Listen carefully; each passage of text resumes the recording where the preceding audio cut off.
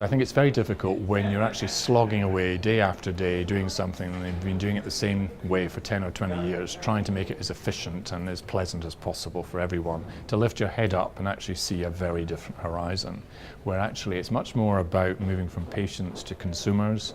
It's about personalization. It's about navigation of systems rather than being gatekeepers.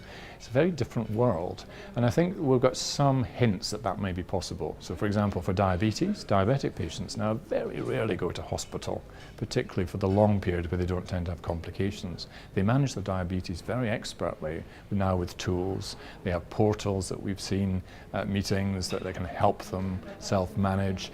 They've got much more control, so it's them living with their condition, and they don't access expensive healthcare unless they need it.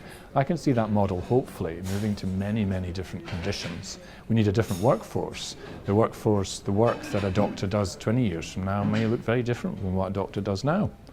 We may be managing data in different ways. We may have a whole new cadre of people who actually do remote things, which actually at the moment we don't have. So I think it's trying to catch up with all of this, but also being slightly agnostic, saying, okay, I'm willing to be persuaded, but show me the evidence. And then if the evidence is there, yes, let's do that. And that's where the European Society of Cardiology plays a key part in actually looking at what's happening, making sure we're training people, we're educating people appropriately, but also not just saying, yes, okay, show me some nice technology and I'll immediately adopt it.